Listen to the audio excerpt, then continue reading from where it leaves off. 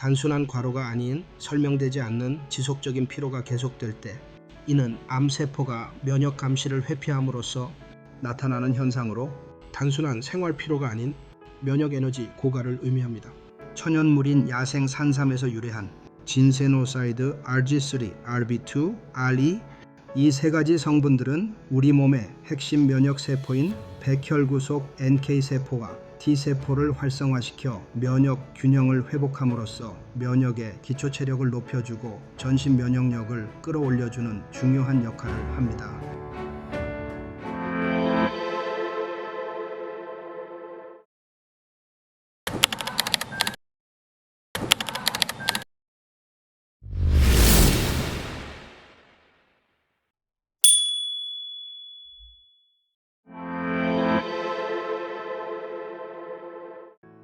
중장년기 이후 특히 고령층에서 가장 많이 발생하는 중증 면역 질환인 암.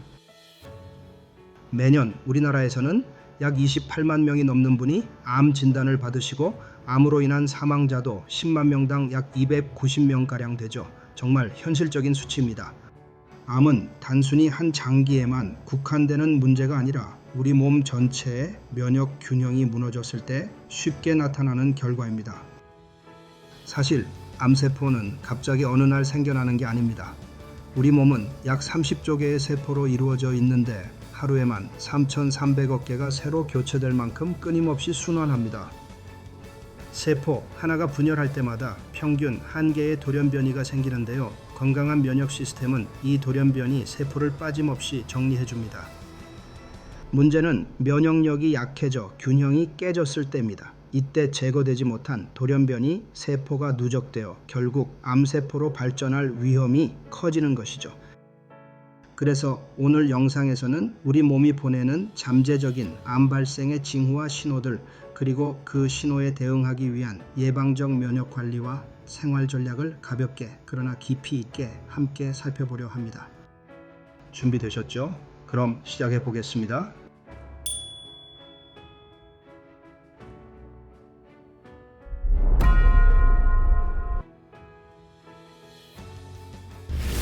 (50세) 전후를 기점으로 중장년기 이후는 중증 면역 질환인 암을 경계해야 하는 중요한 시점인데요. 그 이유는 크게 세 가지입니다. 첫째, 누적된 생활 습관입니다. 수십 년 동안 쌓인 음식 습관, 흡연, 음주, 과로, 스트레스는 젊고 건강했던 시절에 정상적으로 동작하던 정상세포에 부담을 줍니다.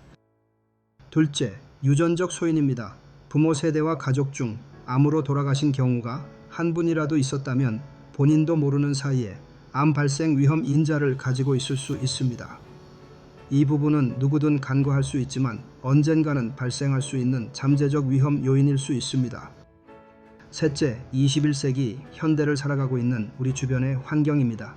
우리는 과거보다 훨씬 내 몸의 정상세포가 돌연변이 암세포로 되기 쉬운 환경 속에서 살고 있습니다.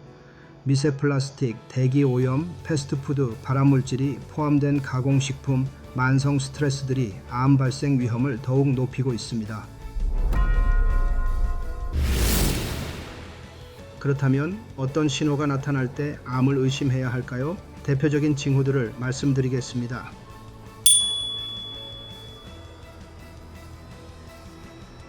림프절은 면역세포인 T세포, B세포, NK세포가 모여 암세포와 감염원을 감시하는 면역의 초소입니다.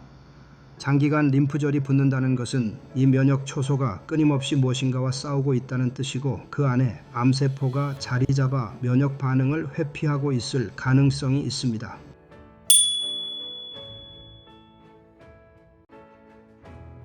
암세포는 대량의 에너지를 소비하면서도 우리 몸의 대사 균형을 무너뜨립니다.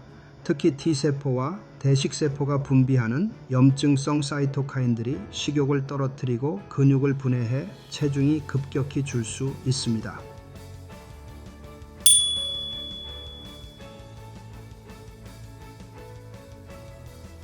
정상적인 면역 활동은 일시적으로 피로를 유발하지만 암세포가 면역 감시를 회피할 때는 NK세포와 T세포가 소모성 전투를 벌여 만성 피로로 이어질 수 있습니다. 이는 단순한 생활 피로가 아닌 면역 에너지 고갈을 의미할 수 있습니다. 상처 회복에는 대식세포와 T세포, 성장인자가 필수입니다.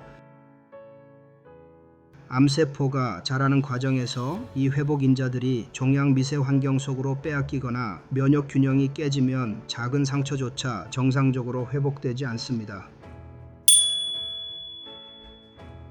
암이 직접 면역을 억제하거나 항암 치료 이후에도 림프구와 NK세포 기능이 약화되면 바이러스 감염을 제대로 억제하지 못합니다.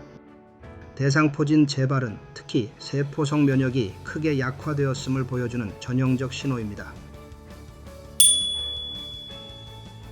특정 장기에 자리 잡은 암세포가 국소 면역 반응을 방해하면서 생기는 신호입니다. 예를 들어 장, 점막의 면역세포인 이뮤노글로불린 A 분비, B세포, 장 내 T세포가 억제되면 혈변, 소화장애로 나타날 수 있고 폐의 국소 면역이 약화되면 만성 기침이 이어질 수 있습니다. 자, 지금까지 언급한 이러한 신호들은 그냥 나이 탓이 아닙니다. 우리 몸의 면역세포들이 제 역할을 못하고 있다는 경고이며 동시에 암세포가 이미 면역의 레이더망을 회피하고 있을 수 있다는 신호입니다. 여기에 더해서 대사성 질환이나 기타 기저질환을 가진 분들은 암 발생 위험 확률이 더 높을 수 있습니다. 대표적인 대사성 질환인 당뇨병의 고혈당 상태는 암세포의 주요 에너지원인 포도당을 풍부하게 제공해 암세포 성장을 촉진합니다. 인슐린과 인슐린 유사 성장인자인 IGF-1의 과다 자극은 세포 증식 신호를 과도하게 활성화시켜 암세포가 성장하기 좋은 환경을 만듭니다. 또한 고혈당은 T세포와 NK세포의 기능을 약화시켜 변이세포를 제대로 제거하지 못하게 합니다. 비만과 고지혈증의 지방세포는 단순 저장소가 아니라 인터루킨6, TNF-알파와 같은 염증성 사이토카인을 분비해 만성 염증 상태를 만듭니다. 이 염증 환경은 M2형 대식세포나 조절 T세포 같은 면역 억제 세포를 증가시켜 암세포가 면역 감시를 회피하도록 합니다. 동시에 고지혈증은 산화 LDL을 통해 면역세포를 지속적으로 자극하여 종양 미세 환경을 염증 친화적으로 바꿉니다. 고혈압과 혈관 질환은 혈관 내피세포 손상을 반복적으로 일으켜 만성 산화 스트레스와 염증 반응을 촉진합니다. 이 과정에서 NK세포와 T세포의 이동성이 떨어져 종양 부위로 제대로 도달하지 못합니다. 또한 손상된 혈관은 암세포가 자라기 위한 신생혈관 형성을 촉진해 암이 퍼질 토양을 마련합니다. 만성 염증성 질환의 경우 염증이 오래 지속되면 대식세포, 호중구 등이 분비하는 활성산소와 질소산화물이 DNA 손상을 누적시킵니다. 이 과정은 돌연변이 발생을 가속화하고 면역 편집 단계에서 암세포가 점차 면역 회피 능력을 획득하게 만듭니다. 즉, 만성염증은 돌연변이를 만들고 면역 감시를 약화시켜 암 발생으로 이어지는 결과를 초래합니다. 따라서 대사성 질환은 단순한 동반 질환이 아니라 암의 토양을 키우는 원인입니다. 이런 기저질환을 가진 분일수록 암 예방을 위해 생활습관 교정, 체중 관리, 혈당, 혈압 및 지질 관리, 무엇보다 면역 보강이 필수적입니다.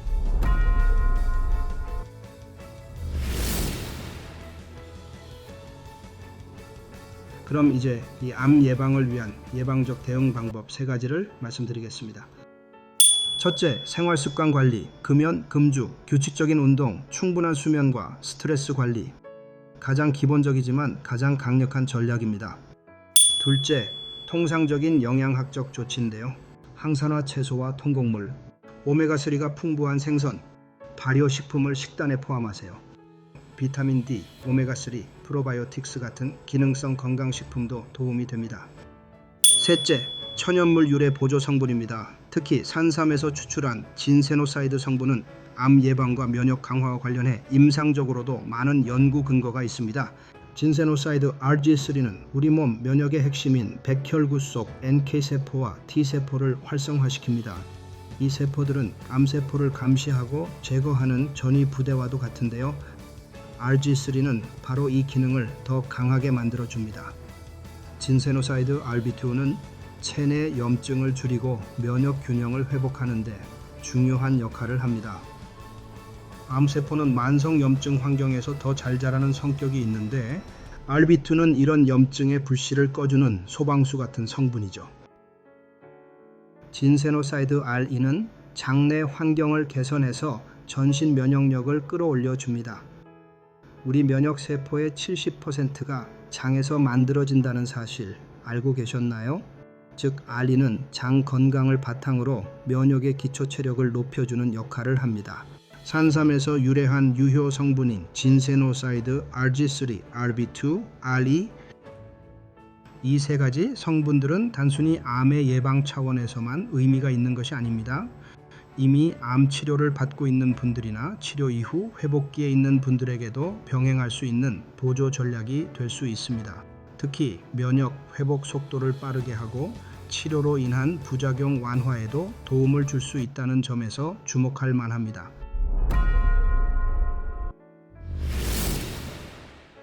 자, 이제 정기 검진과 면역 수치 확인에 대해 말씀드리겠습니다.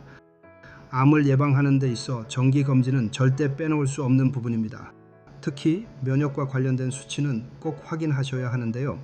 백혈구 수치의 정상 범위는 보통 마이크로리터당 4,000에서 1만인데요. 백혈구가 너무 낮으면 감염에 취약하고 너무 높으면 염증이나 질환이 진행되고 있다는 신호일 수 있습니다. 다음은 림프구 비율인데요. 전체 백혈구 중 약 20%에서 40%가 정상입니다.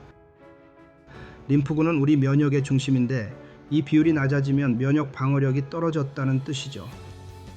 NK세포 활성도 수치는 인터페론 감마 분비량 기준으로 밀리리터당 500피코그램 이상이면 정상으로 보는데 NK세포는 암세포를 직접 공격하는 전사부대 같은 존재라서 이 수치가 떨어지면 암감시 기능이 약해졌다고 해석할 수 있습니다. CD4와 CD8 T세포 비율의 정상 범위는 1.0에서 2.0 사이입니다. 이 균형이 깨지면 면역 시스템이 제대로 작동하지 않고 있다는 신호입니다. 마지막으로 염증 지표인 CRP와 ESR은 낮을수록 정상입니다. 이 수치가 높으면 몸 안 어딘가에서 만성 염증이 진행 중일 가능성을 시사합니다.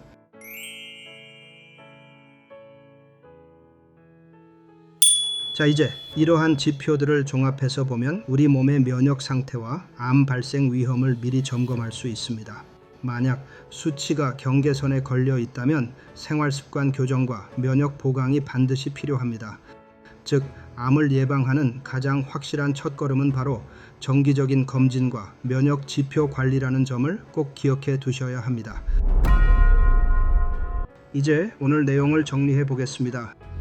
중장년기 이후의 고령기에는 누구에게나 면역 기능이 서서히 떨어지면서 암 발생 위험이 급격히 높아지는 시기입니다.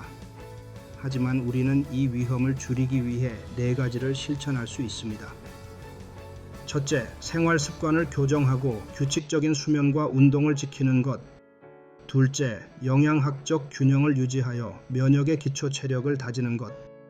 셋째, 산삼 유래 진세노사이드 같은 면역 활성 성분을 꾸준히 보조적으로 활용하는 것.